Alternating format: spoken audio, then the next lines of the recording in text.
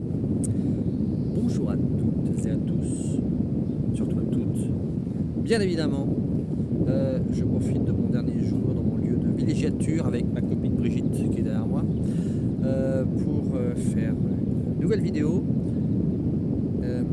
qui va traiter d'un sujet qui ne doit pas être traité également très souvent sur les vidéos YouTube, à savoir les erreurs classiques du débutant. Alors du débutant ou pas forcément du débutant, mais en tout cas les erreurs classiques de joueurs. Pourquoi? Parce que je pense qu'on peut toujours s'améliorer dans tous les domaines et qu'en matière de pétanque, il y a des erreurs à ne pas commettre. En tout cas, quand on les a commises une fois, on pourrait essayer au moins de ne plus les commettre de manière à toujours progresser. Et c'est faisable, on peut toujours progresser. Alors, je vais essayer de traiter ce sujet en 9 points. Et maintenant, attention, je fais des vidéos professionnelles, attention, c'est classé, c'est comme ça, c'est... Donc il y aura 9 points sur lesquels je vais essayer d'exposer mes idées, qui ne sont pas forcément les meilleures idées du monde, mais qui sont toujours mes idées, et donc qui ont le mérite d'être écoutées. Premier point.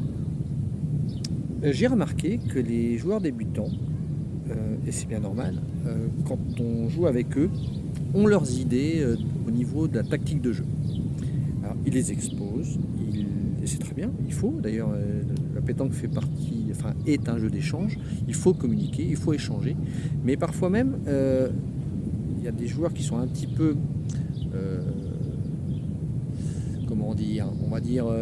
directionnels au niveau du jeu, et qui croient avoir la vérité alors qu'ils ont moins d'expérience que certains autres. De leurs partenaires en tout cas.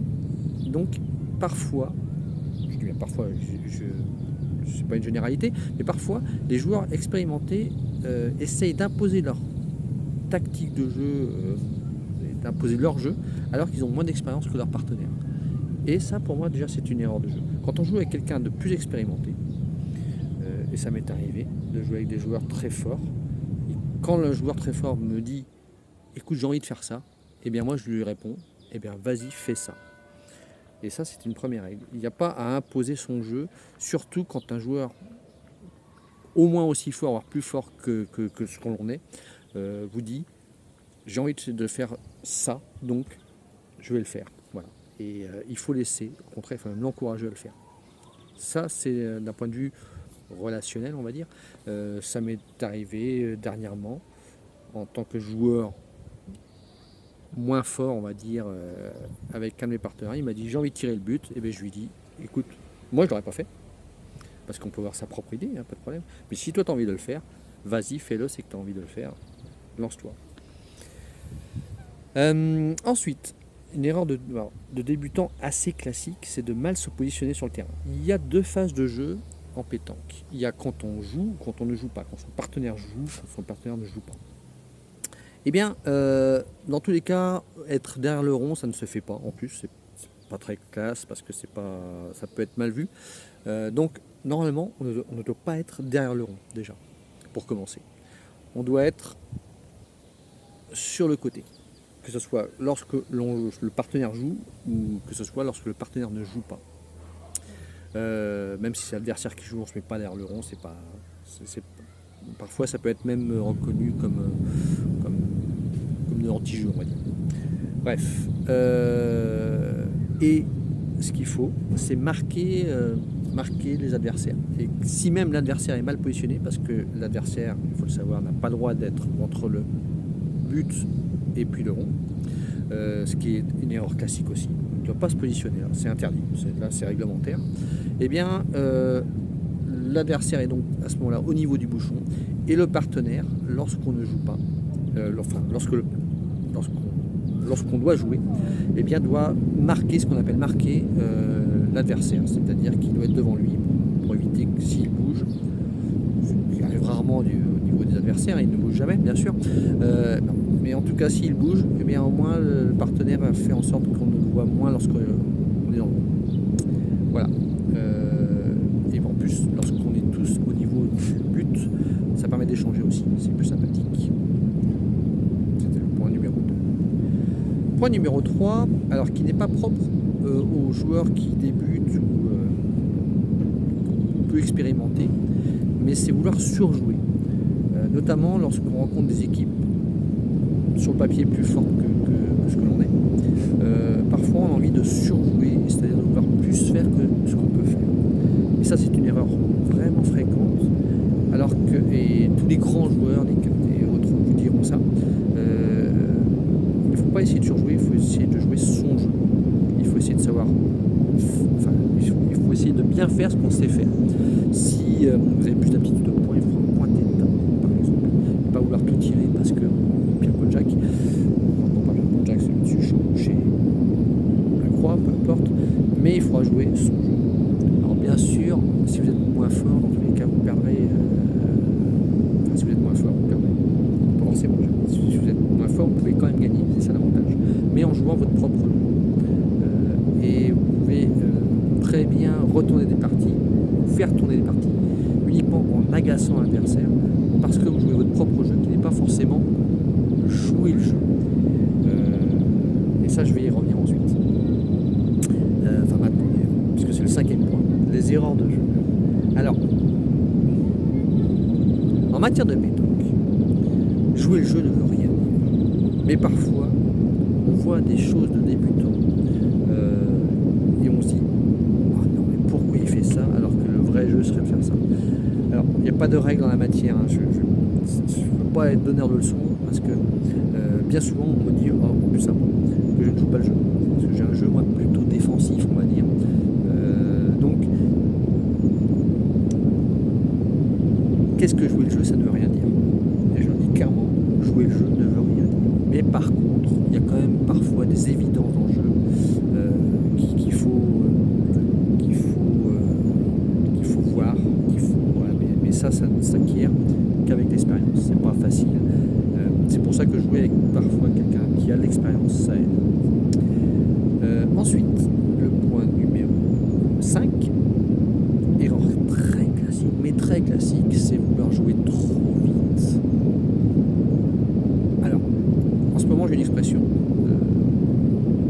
je dis tout le temps, il faut kiffer sa life. Voilà, il faut kiffer sa life. Et quand on joue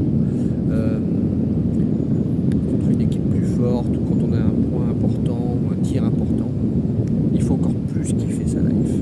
C'est là où il faut vraiment prendre son temps pour emmagasiner toute la confiance qu'on peut emmagasiner naturellement. Et surtout ne pas se presser à jouer vite, quoi. C'est un point important, c'est encore plus d'application. Voilà. Il faut vraiment prendre son temps pour bien la jouer, pour bien enlever toute pensée négative si on en a, bien respirer, j'y reviendrai. Mais voilà, c'est vraiment prendre le temps de bien jouer la boule importante. Et surtout ne pas jouer trop vite, ne pas jeter en rond pour jeter sa boule et faire n'importe quoi. Ensuite, alors, erreur de débutant vraiment de base pour le pointeur, c'est ne pas viser les données. Le point, c'est viser la donnée. Alors quand c'est un jeu un peu technique qui nécessite de jouer dans les données, donc on attaque le point numéro 6, il faut, première chose, trouver la donnée. Moi j'ai même une technique, hein, lorsque j'ai le but, c'est de lancer le bouchon pour déjà mettre le but dans une donnée possible, quoi. Alors pas le but lui-même, je veux dire, mais pouvoir jouer de manière à ce que mon point soit dans une donnée qui me convienne bien. Voilà. Et ça c'est très important pour le pointeur, c'est la base du point pour moi. C'est jouer dans les données, évidemment, ça c'est fondamental. Ensuite, point numéro 7. Alors, erreur de débutant, mais que je vois tout le temps. Lorsqu'on veut tirer pour un débutant, ça ne sert à rien de tirer fort. Il ne faut pas tirer fort à la pétanque. Je le répète sans cesse. En fait, tirer, c'est pointer en prenant comme donnée la boule à frapper. Voilà, c'est ni plus ni moins que ça. Et donc, si vous essayez de tirer fort, vous allez tirer mal. Parce que vous allez tirer 1 mètre, 2 mètres, 3 mètres devant parfois, vraiment pour les grands débutants. Mais surtout, vous allez forcer. Et ça, c'est vrai, même pour les bons joueurs parfois. quand on force le tir, eh bien on va tomber loin devant et ça sera catastrophique. Et voilà, il ne faut pas tirer fort. Et moi, souvent, en début de concours notamment, je m'efforce à tirer, à frapper les boules en essayant de les tirer le moins fort possible. Voilà, ça c'est une tactique mentale. J'essaye juste de frapper en levant le plus possible la boule. Mais bon, je sais, c'est pas évident et j'y reviendrai, ça nécessite une certaine technique sur laquelle je reviendrai également. Ensuite, point numéro 8. Alors, la pétanque est un jeu d'échange, ça c'est clair et net. Il faut communiquer, il faut échanger, il faut plaisanter, il faut s'amuser même, j'ai envie de dire. Enfin, moi je pars de ce principe-là en tout cas. On peut parler de tactique également aussi. Mais par contre, il ne faut pas parler à tort et à travers. Notamment, il ne faut pas lancer de paroles négatives lorsque son partenaire va jouer. Ça, c'est très néfaste. Et ça ne se fait pas. Et ça peut mettre en mauvaise condition des équipes uniquement parce qu'il y a des paroles qui sont maladroites. Ça, c'est pas bien. Alors, quoi dire, comment le dire, ça, c'est pas évident. Il faut bien se connaître. Et j'ai envie de dire, mieux on se connaît et mieux c'est. Mais parfois, bien se connaître, c'est aussi néfaste. Donc, c'est pas évident aussi à gérer. Mais en tous les cas, il faut pouvoir échanger et se dire les choses vraiment, sans se fâcher. Parce qu'on peut se dire les choses vraiment sans se fâcher. On peut dire, bah, moi je n'aurais pas fait ça parce que pour telle ou telle raison. Ou moi j'aurais plutôt fait ça pour telle ou telle raison. Et on peut l'expliquer clairement. Mais avoir des paroles qui partent dans tous les sens à tort à travers, notamment, je ne sais pas, si tu manques, voilà. Si tu manques, alors. On ne dit pas ça à son partenaire. On ne dit pas si tu manques, alors. Et dernier point, qui n'est pas propre qu'aux débutants, avoir peur. Alors ça, j'y reviendrai parce que c'est la partie mentale, mais comme je l'ai dit tout à l'heure, Marco Foglio, lui, une expression qu'on entend tout le temps en ce moment, c'est dire, il dit pas qu'il fait sa live, c'est moins jeune que moi, je suis vachement plus jeune que lui, mais il dit la vie est belle, voilà. La vie est belle, il a raison. Surtout lui qui a tout vu, tout connu, qui a connu tellement de choses en matière de pétanque. Il dit tout le temps la vie est belle et il a raison. Il faut prendre plaisir. Et donc pourquoi avoir peur à la pétanque alors qu'il n'y a pas lieu d'avoir peur puisque vous risquez pas votre vie. Enfin normalement, c'est pas contre qui vous jouez. Vous risquez pas grand chose en tout cas. Mais surtout, il faut prendre plaisir. Et la solution est dans le plaisir. Il faut vraiment ne pas avoir peur de l'échec. Ça c'est ridicule. Souvent des parties vous en perdrez. C'est obligatoire. Il n'y a que Peggy Bieber chez nous en Vendée qui gagne tout. Salut Peggy. Non mais forcément vous perdrez des parties. Donc c'est obligatoire que vous perdiez des parties. Mais ce qu'il faut, c'est pas avoir la peur ni de gagner ni de perdre. Il faut jouer ses boules. Et donc faut faire le vide complètement, jouer ses boules. Et ça, effectivement, c'est un travail mental qu'il faut avoir. Parce que le mental, ça se travaille. Voilà. Et qu'il y a plein de solutions pour travailler son mental. Évidemment. J'ai connu des joueurs très... je connais des joueurs qui sont très réputés, qui ont des problèmes mentaux, pour pouvoir lâcher les boules, qui ont travaillé et qui ont solutionné leurs problèmes. Ça existe, vraiment. Mais sans aller jusque-là. Juste prendre plaisir à bien jouer, c'est déjà fondamental. Voilà. Mes 9 points, mes 9 idées, les liaisons de mal à propos, ça va pas être terrible dans ma vidéo. Mes 9 idées pour essayer, pour les débutants, de ne pas se contraindre à avoir des mauvaises habitudes d'entrée de jeu. Prenez vraiment ces 9 points-là dans la tête et essayez de vous améliorer là-dessus.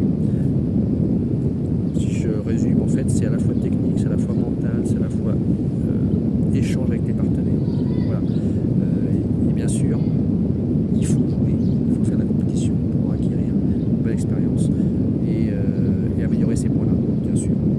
Après, nul n'est parfait, je ne le suis pas non plus, mais j'essaye en tout cas toujours